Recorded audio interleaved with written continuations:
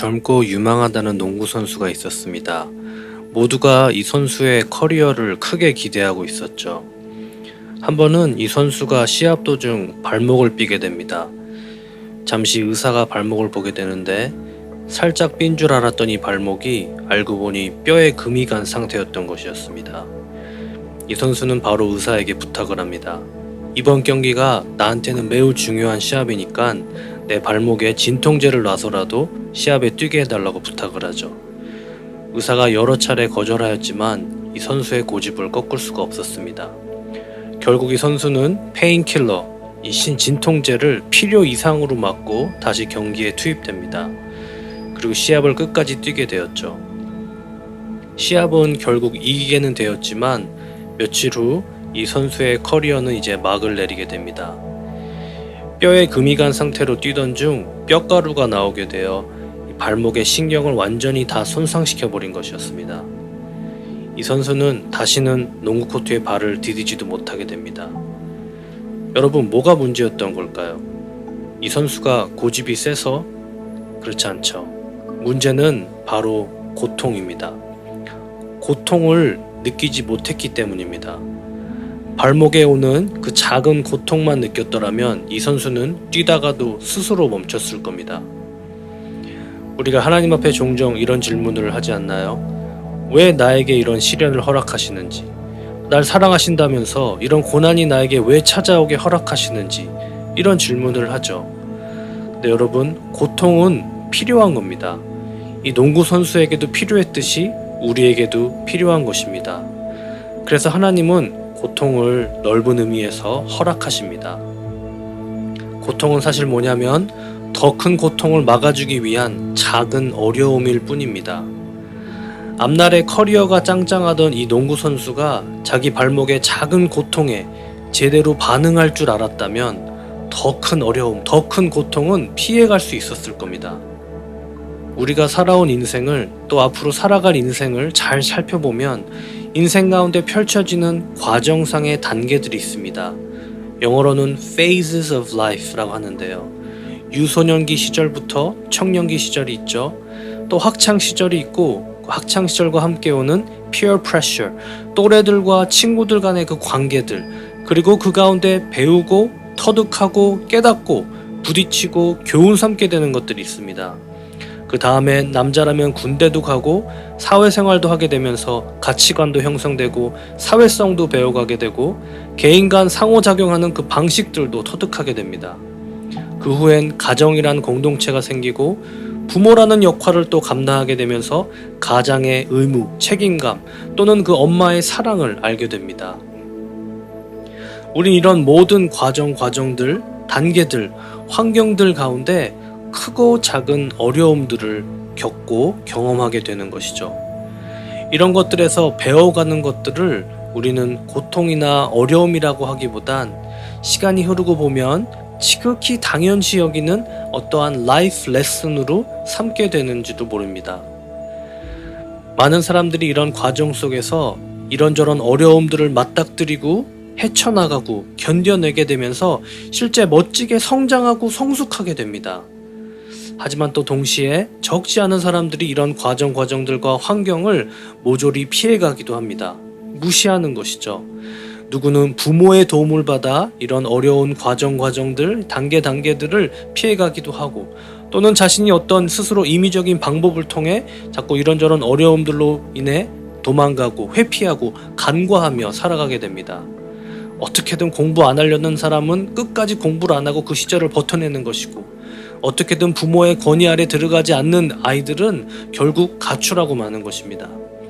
회사에서, 직장에서도 견디고 이겨내며 배워가고 터득해야 할 게 있을 수 있지만 많은 경우 그것으로부터 포기하고 도망치는 것이죠.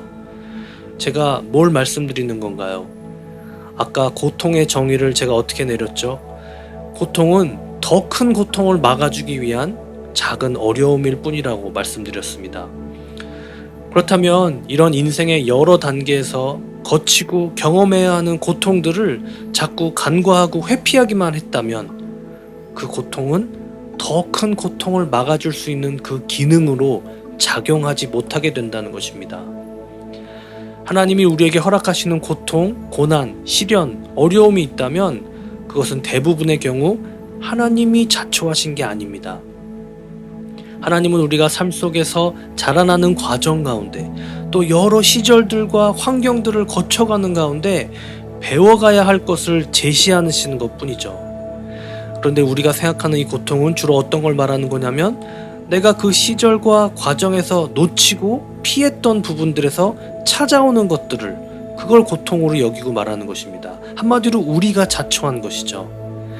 내가 삶 속에서 허락되었던 그 단계마다 겪고 이겨나가야 했던, 배워나가야 했던 작은 고통들을 내가 무시한 만큼 그 고통은, 그 어려움은 더 큰 모양으로 나를 되찾아오게 되어 있기 때문입니다.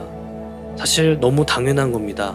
매 학년마다 시험은 점수가 반도 못 맞는데 그 다음 학년으로 넘어간들 그 다음 시험이 쉬울 수 있을까요? 더 어려울 겁니다. 더 성적은 안 좋게 나올 것이에요. 제가 중국어를 배웠던 적이 있습니다. 초급반에서 점수를 잘 받고 중급반으로 올라갔습니다. 그런데 초급반과는 다르게 중급반에서 제가 더 큰 수고를, 더 큰 어려움을 치러야 할 게 뭐였냐면 이제는 한자까지 외워야 하는 것이었습니다. 저는 사실 초급반에서 높은 점수를 받았던 것 같이 그냥 회화만 배우고 싶었던 거거든요. 그래서 한자를 저는 소홀히 하기 시작했습니다. 무시한 것이죠. 그 수고를 치르지 않은 것이요. 간과한 겁니다. 그랬더니 학기 말에 저는 큰 난관을 맞닥뜨리게 되는데요. 마지막에 갑자기 그걸 모두 하려니 너무 힘들고 고통스러웠던 겁니다. 왜죠? 그 단계, 그 시절, 그 수준에 맞는 훈련을 무시하고 간과했기 때문이죠.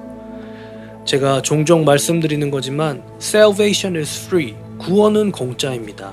하지만 Spiritual Development, 신앙 성장 또는 영적 성숙은 별개입니다. 이건 우리가 해나가야 할 부분이죠. 하나님은 우리 인생 가운데 이런저런 경험들, 이런저런 단계들, 이런저런 환경 안에서 우리가 이러한 Spiritual Development, 영적 성숙을 이루도록 실제 굉장히 많이 도우십니다. 깨닫고 배우고 알아가며 터득하는 지혜를 주실 뿐만 아니라 이런 고비, 난관, 어려움 가운데 우리가 최선을 다하는 가운데 우리를 붙드시고 크게 도우십니다. 우리가 너무나도 많이 고통과 고난에 대해 하나님께 원망하듯 하나님의 사랑을 의심하면서까지 하나님께 질문하곤 하는데요. 사실 하나님이 주신 고통이 아닙니다.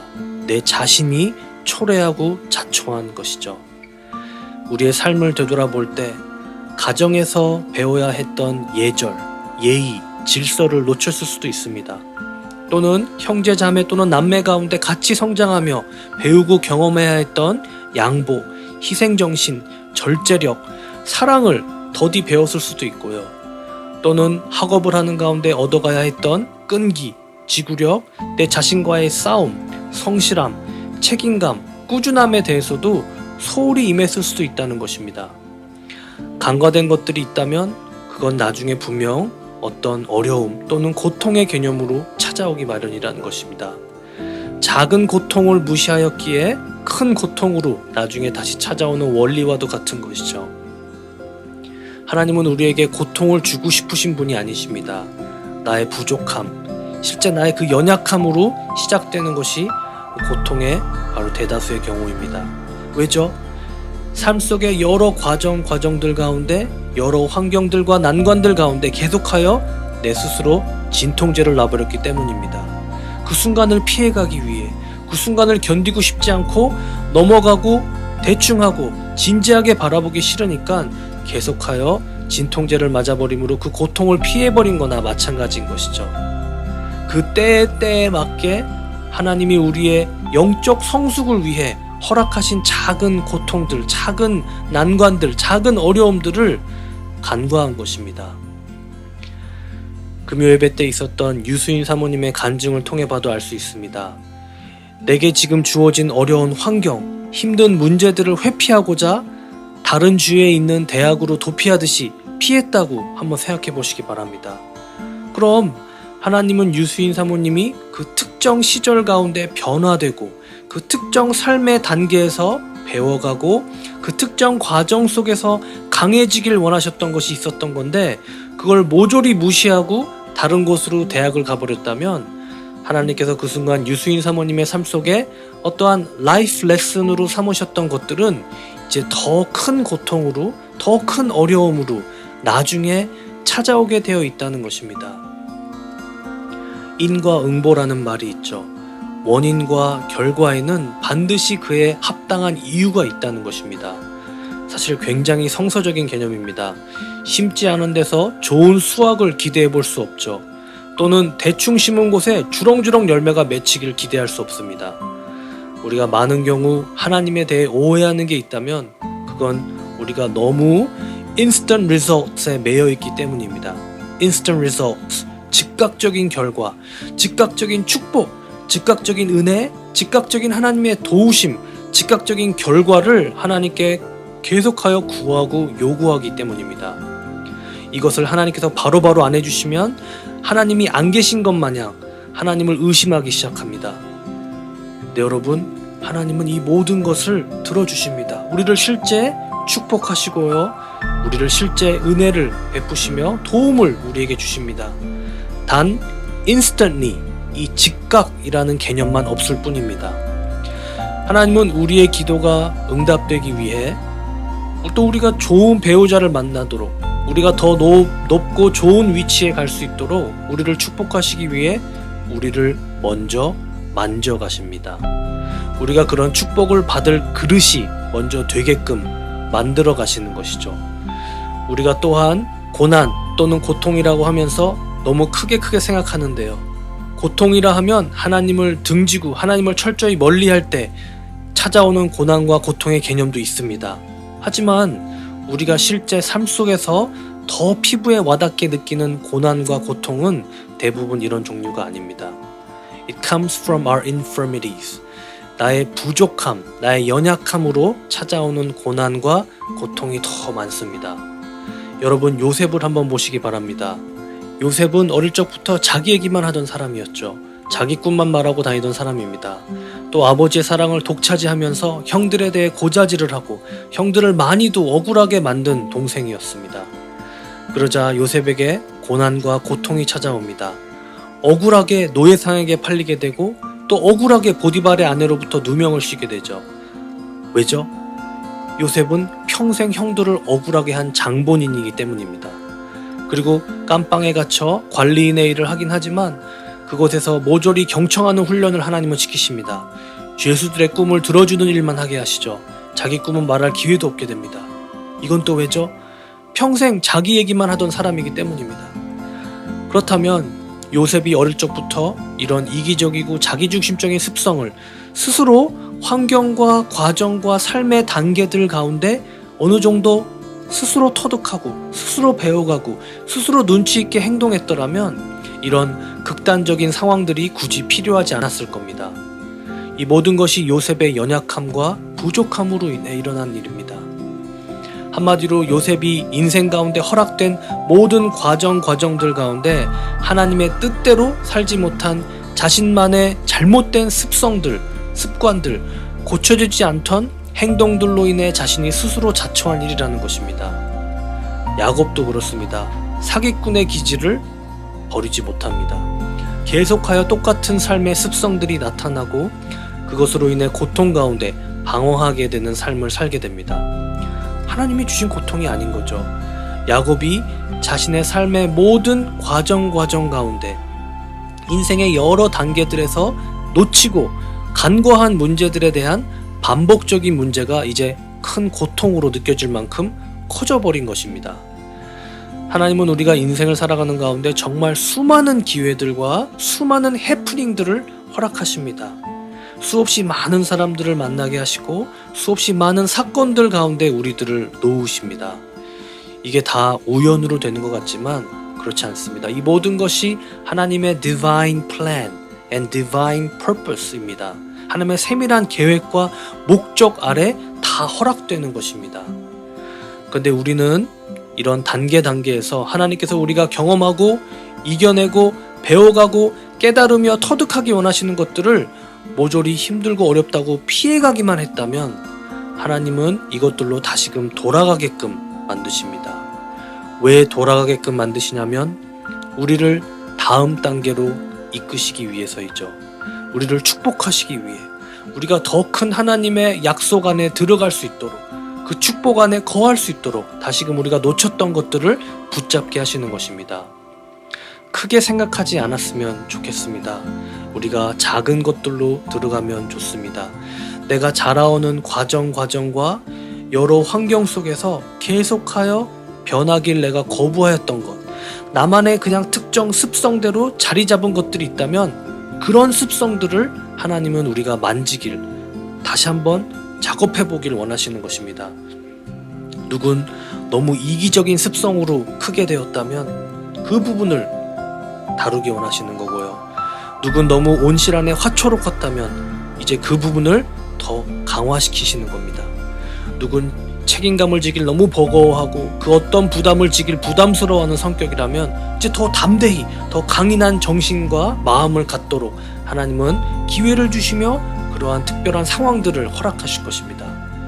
누군 너무 성격이 어릴 적부터 강하고 자존심의 문제가 컸다면 그 자존심을 꺾을 수 있는 특정 기회들과 환경들을 허락하실 겁니다. 누군 너무 줏대도 없고 남들 사이에 묻어가기만 원하던 사람이라면 또 그 사람의 그런 연약한 약점을 만져가시는 것입니다. 학창시절에 배워야 했던 여러 중요한 또 습성들이 있죠. 엉덩이 붙이고 앉아있는 습성, 끈기, 인내, 꾸준함, 성실함 등등이 있습니다. 그것이 최고의 수준까지는 아니더라도 하나님은 이런 부분에 크게 놓친 부분이 있다면 다시금 그런 부분들을 붙잡게 하실 겁니다. 왜죠? 하나님께서는 우리가 모든 과정에서 얻어가고 배워가고 성장하며 성숙해 나가길 원하시는 게 있습니다. 이 모든 것을 여러 단계로 보시는 겁니다. 하나님의 계획 안에 더 세밀히 들어가고 하나님의 뜻 가운데로 더 깊이 세움받기 위해선 이런 것들을 다시금 붙잡게 하시는 겁니다. 기본기를 다지시는 것이죠. 그런데 여러분, 중요한 건 이겁니다. 하나님은 은혜의 하나님이십니다. 고로 이런 놓쳤던 것들, 내가 간과하고 중시하지 않았던 것들에 있어서 특별 은혜의 기간을 우리에게 주십니다. 다시금 내가 놓쳤던 습성들을 가다듬고 영적 성장, 성숙에 이룰 수 있도록 일정 기간을 허락해 주십니다.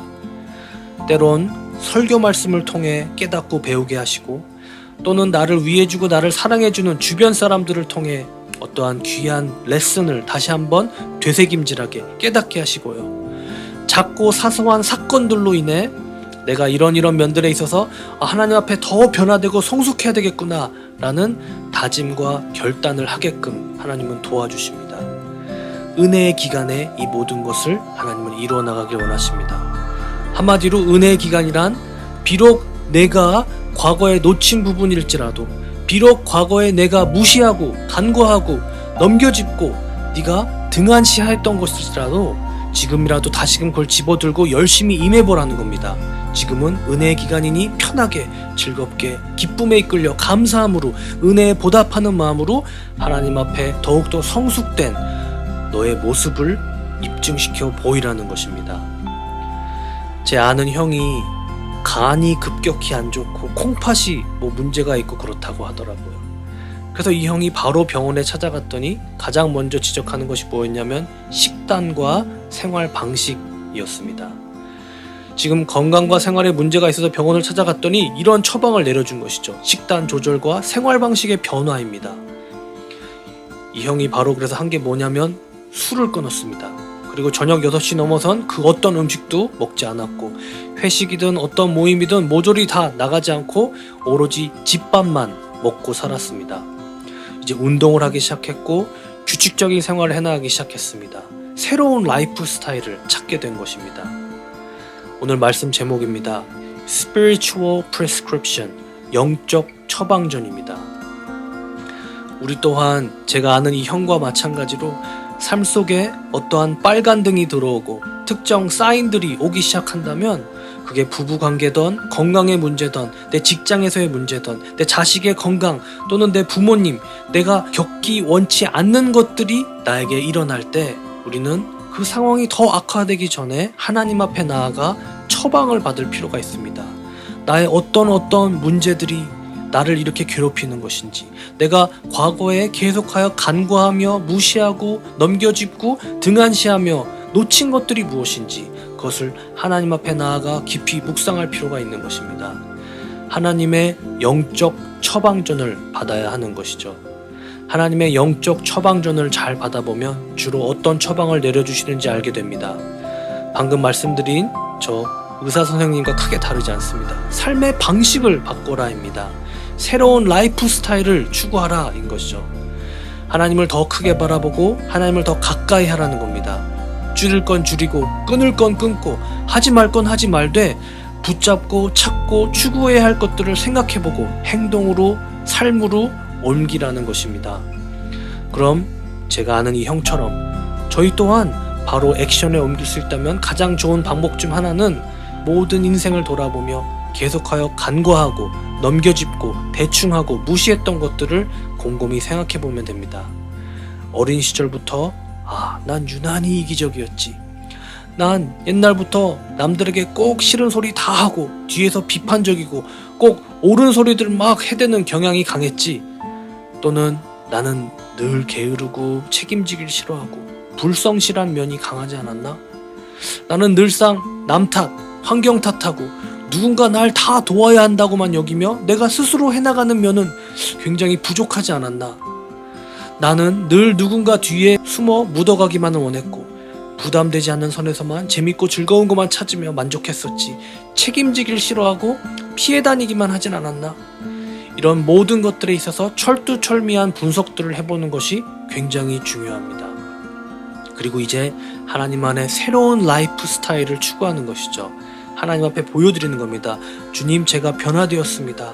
제가 이제 사람을 의지하고 사람에게 도움을 구했다면 이제 하나님 아버지만을 바라보며 하나님 아버지를 의지합니다.